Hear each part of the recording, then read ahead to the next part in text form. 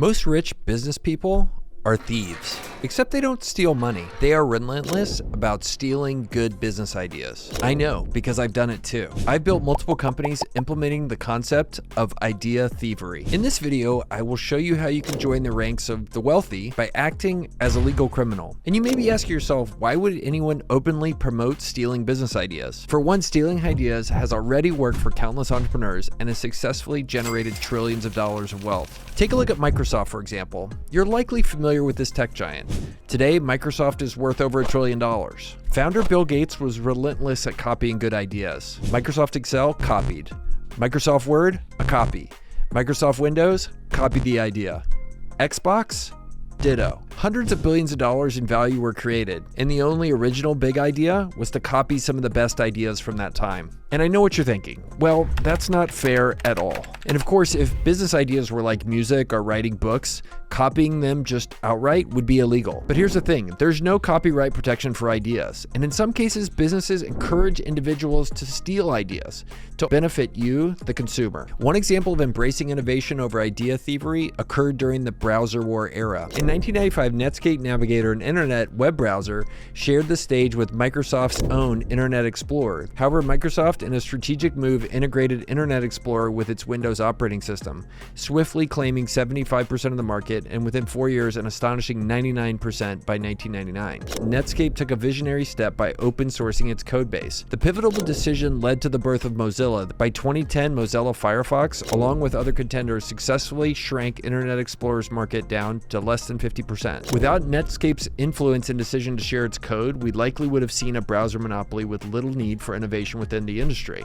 But instead, we got something else. Fierce competition. And that's because the idea of a web browser was something that, well, anybody could copy and try to do better. And that was a good thing for us, the consumers. Now, was it a good thing that Microsoft basically cheated a bit to try to win and ultimately lost lawsuits against the government in their decision to give away and bundle the Internet Explorer? Definitely not.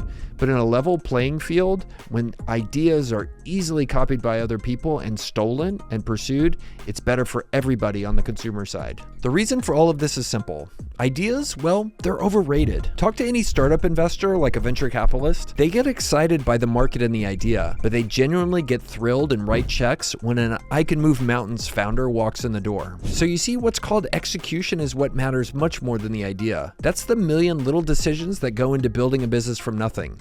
The original inspiration or idea, well, that isn't actually just worth that much. And this pattern of copying ideas continues on to the benefit of everybody in the market. Apple didn't invent the smartphone.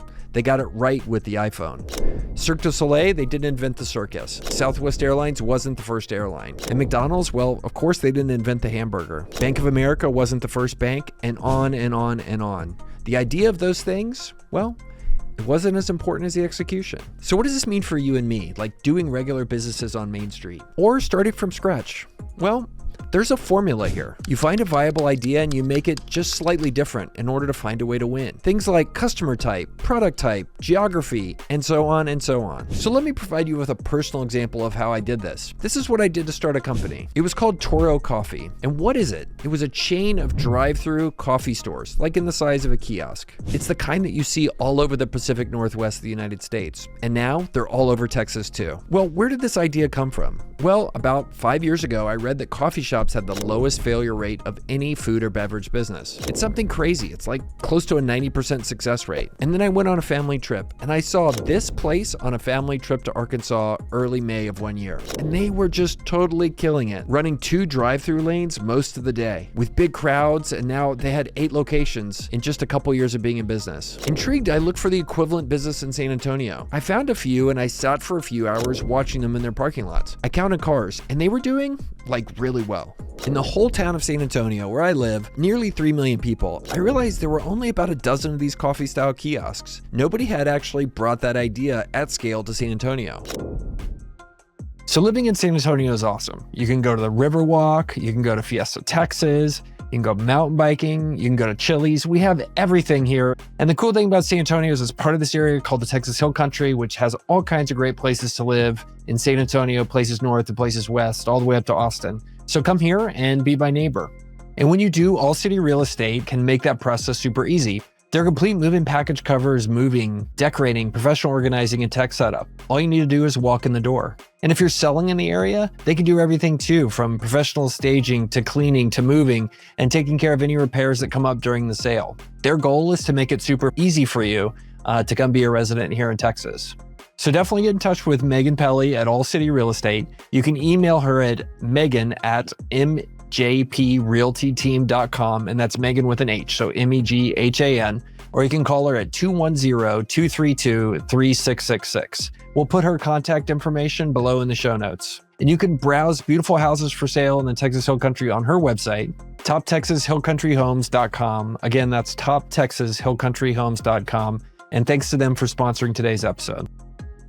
So we copied this idea of luxury coffee, which I noticed was also following trends here in San Antonio. More people trying to buy achievable luxury on a daily basis. But we changed, well, two small things, or big things, depending on how you think about it. First, we had a 100% brighten your day guarantee. If people weren't happy, we made it right, including giving them free coffee or replacing their drinks. And even sometimes we gave them back their money. We also added local flavors that were better suited to our market. And we introduced a brand that resonated locally here in San Antonio. And Toro Coffee, well, that was the original name. Boom. So I ripped off the idea, but I evolved it. Look, I get it though. Stealing business ideas might sound sketchy at first. It sounds like a little dirty. We weren't supposed to steal and copy other people's work in school. But let's get real. The more you look, the more you'll find that successful businesses have borrowed or jacked ideas in one way or another from other folks.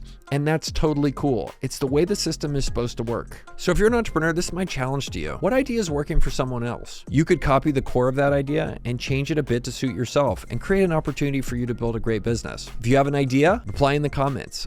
I'll check it out and tell you what I think. Also, I share ideas like this in my newsletter that I send out every Friday. Link in the comments to sign up. It's totally free. Thanks for watching this video here on YouTube. Leave us a comment below and tell me what you thought.